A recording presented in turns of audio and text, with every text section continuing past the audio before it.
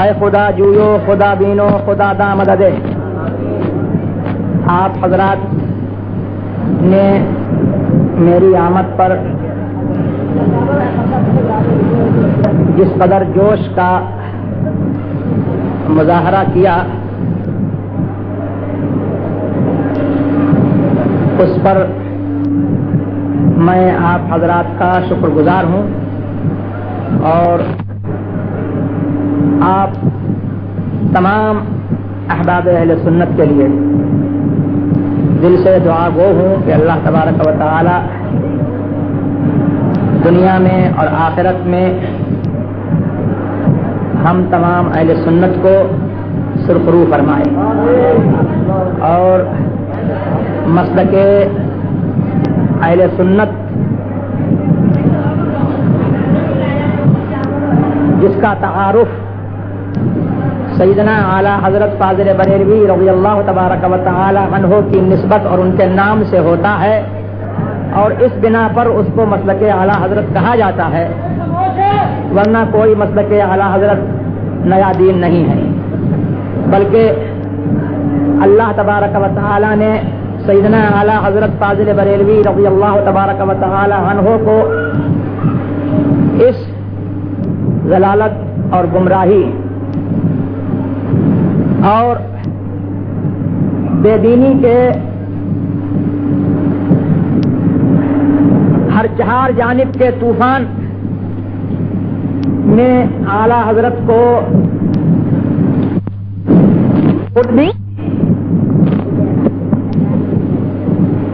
دین پر قائم رہیں اور دوسروں کو بھی دین پر قائم رکھیں. یہ اعلیٰ حضرت فاضل بریلوی رضی اللہ تبارک و تعالی عنہ کا کارنامہ ہے اور ان کے فضائل اور ان کے مناقب میں یہ سب سے بڑی بات ہے کہ انہوں نے اپنا سارا زمانہ اور عمر عزیز ساری دین متین کی خدمت میں صرف کر دی اور محبت رسول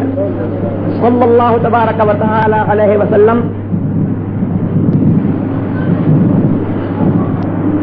کا وہ ایسا عملی نمونہ بنے کہ ان کی زندگی اور ان کی تعلیمات عاشقان رسول صلی اللہ تبارک و تعالی علیہ وسلم کے لیے مشعل راہ ہیں اور رہتی دنیا تک مشعل راہ رہیں گی. تو میری بس دعا یہی ہے کہ اس مسلک پر جس مسلک کا تعارف اعلیٰ حضرت کے نام سے اور نسبت سے ہوتا ہے، اسی مسلک قدیم پر، اسی مسلک صحابہ پر اور اسی مسلک سلف صالحین پر اور اسی مسلک محمد الرسول اللہ صلی اللہ تبارک و تعالی علیہ وسلم پر ہمیں اور آپ کو قائم رکھے. آپ نے بڑے جوش کا مظاہرہ کیا، لیکن اچھا ہوتا کہ اس کے ساتھ ساتھ کچھ ہوش کا بھی مظاہرہ کرتے. حضرت مولانا ابو داؤد صادق نے اللہ تبارک و تعالی ان کی عمر میں برکت عطا فرمائے اور ان سے مزید در مزید دین متین کی خدمت لے. انہوں نے آپ کو خاموش کرایا. اب یہ میری آمد پر نظم و ضبط اگر بحال رہتا تو اس میں آپ حضرات کو بھی تکلیف نہیں ہوتی اور آپ کے آنے والے مہمان کو بھی تکلیف نہیں ہوتی. ظاہر سی بات ہے کہ ہزاروں ہزار کا یہ مجمع ہے اور سب سے مصافحہ جو ہے وہ کرنا ممکن نہیں ہے. اور جس وقت میں حاضر ہو رہا تھا یہ آپ لوگوں کو خود خیال کرنے کی بات تھی کہ میری آمد اور مجھ سے مصافحہ اور مجھ سے ملاقات سے زیادہ اہم ایک فرض تھا جس کو ہم اور آپ دونوں مل کر کے ادا کرنے جا رہے تھے، اور وہ فرض کیا تھا؟ نماز جمعہ. نماز جمعہ کا اللہ تبارک و تعالی نے اتنا اہتمام کیا ہے کہ اس کو اپنے کلام مجید فرقان حمید میں اللہ تبارک و تعالی نے اس کا ذکر فرمایا ہے، اس کی اذان کا ذکر کیا ہے، اور اس سے پہلے جو خطبہ ہوتا ہے اس کا ذکر کیا ہے۔ آپ لوگوں نے اتنا شور مچایا، یہ بڑے افسوس کی بات ہے کہ اذان خطبے کی نہ آپ نے سنی نہ سننے دی۔ ہمیں حضور علیہ الصلوۃ والسلام کے آئین اور حضور علیہ الصلوۃ والسلام کے حکم کی تعمیل کے بغیر کوئی چارہ نہیں ہے۔ مجھ سے آپ کی محبت جو ہے وہ اسی لیے ہے کہ میں اعلیٰ حضرت فاضل بریلوی رضی اللہ تبارک و تعالی عنہ سے خون کی نسبت رکھتا ہوں۔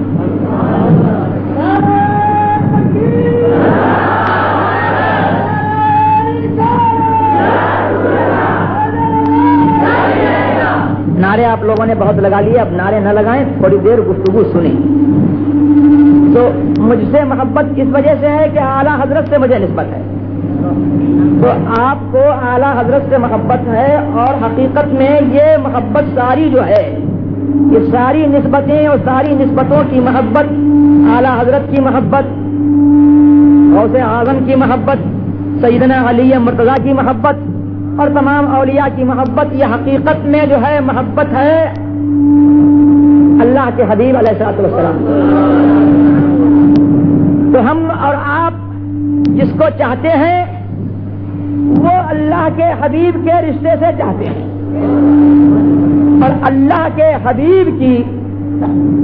سچی محبت یہ ہے کہ ان کے جو احکام ہیں ان کی تعمیر میں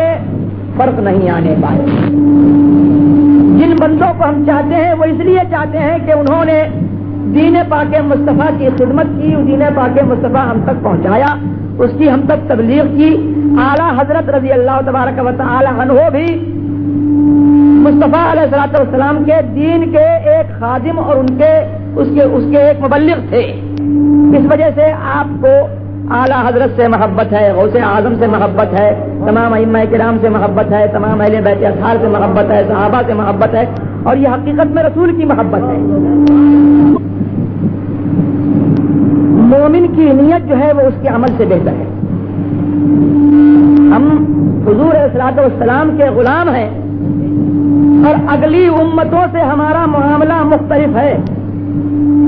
اگلی امتوں کو ان کے عمل کا ثواب ملتا تھا، اور ان کے عمل کے مطابق ثواب ملتا تھا، اور ہمارا معاملہ یہ ہے کہ حضور علیہ الصلوۃ والسلام کے صدقے میں اللہ تبارک و تعالی نے ہمارے تھوڑے عمل پر جو ہے ہم کو بہت زیادہ ثواب عطا فرمایا ہے،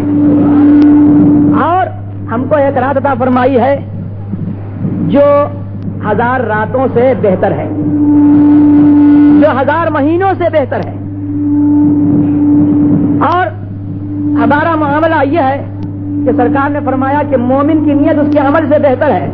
اگر وہ اچھے عمل کی نیت کرے اور کسی وجہ سے وہ نہ کر پائے تو اس کے نامہ اعمال میں وہ عمل لکھا جائے گا۔ حدیث میں آتا ہے کہ فرشتوں سے اللہ تبارک و تعالی کہتا ہے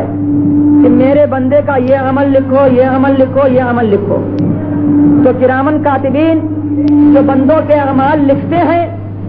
وہ یہ کہتے ہیں کہ یا اللہ اس نے یہ نیک عمل کیا ہی نہیں، تو فرما رہا ہے کہ یہ عمل لکھو، اس نے تو یہ نیک عمل کیا نہیں۔ تو اللہ فرماتا ہے کہ اس نے اس نیک عمل کی نیت کی تھی۔ تو آپ کی نیت یہ ہے کہ ہم خوب بھرپور مصافحہ کریں، اور بھرپور ہمیں موقع ملے، خوب ہم ملاقات کریں، خوب ہم جو ہے معانقہ کریں، لیکن یہ ایک مستحب ہے۔ اور اس میں اگر خود کو ایذا ہو،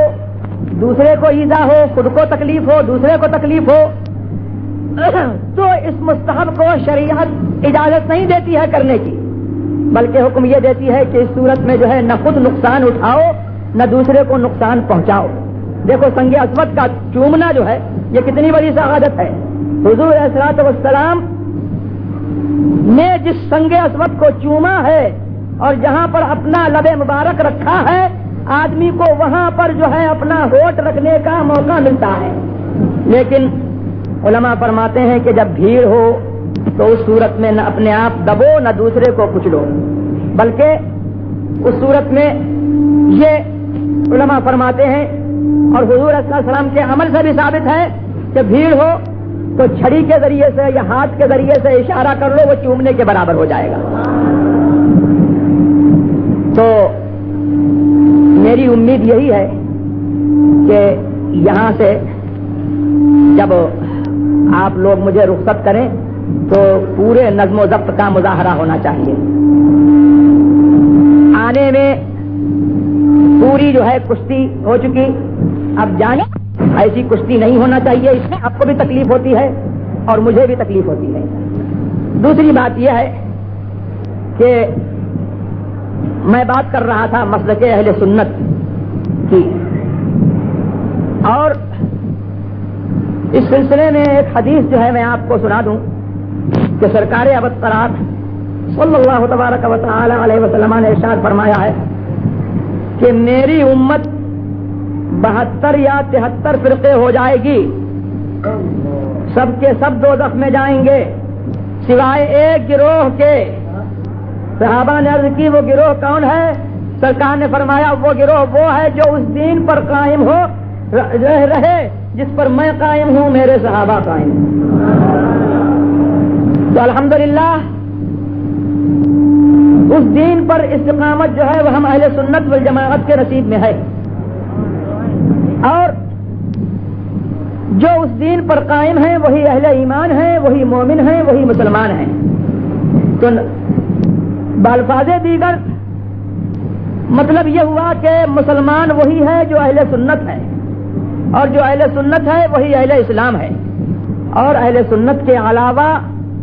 72 ہوں 73 ہوں اور کتنے ہی فرقے ہوں، وہ سب فرقے ہیں اور وہ اسلام سے خارج ہیں، دین سے خارج ہیں، وہ اہل ایمان نہیں ہیں، اہل اسلام نہیں ہیں۔ اور اللہ کی اور اس کے رسول علیہ الصلوۃ والسلام کی تعلیم یہ ہے کہ مومن غیر مومن سے الگ رہے۔ اللہ کو یہ پسند نہیں ہے اور اس کے رسول کو بھی یہ پسند نہیں ہے کہ مومن اور غیر مومن جو ہے دونوں مل جل کر کے رہیں، بجائے کہ مومن اور غیر مومن کا امتیاز نہ ہو، بلکہ اللہ چاہتا ہے کہ مومن الگ ہو جائے، غیر مومن الگ ہو جائے۔ تو اب جو 72 کو اور 73 کو ایک کرنا چاہتا ہے، میں تم سے پوچھتا ہوں کہ وہ بولو قرآن کے خلاف کر رہا ہے کہ نہیں کر رہا؟ تو قرآن کا راستہ کیا ہے؟ قرآن کا راستہ یہ ہے کہ ایمان والے الگ رہیں، بے ایمان الگ رہیں۔ اور قرآن کے راستے کو عربی میں کیا کہتے ہیں؟ منہاج القرآن، یہ ہے منہاج القرآن۔ اور جو اس کے علاوہ دوسروں کو، دیوبندیوں کو، وہابیوں کو، مرزائیوں کو، شیعوں کو جماعت بنا کر کے اور اس میں ان سب کو ملائے، گندوں کو، ناپاک کو، طاہر کو، غیر طاہر کو ملائے اور پھر کہے یہ منہاج القرآن ہے، تو بولو یہ منہاج القرآن ہوگا؟ تو بھائی یہی میں آپ سے عرض کرنا چاہتا ہوں کہ آپ کے ملک میں اللہ تبارک و تعالی خیر رکھے، مسلمانوں کی خیر ہو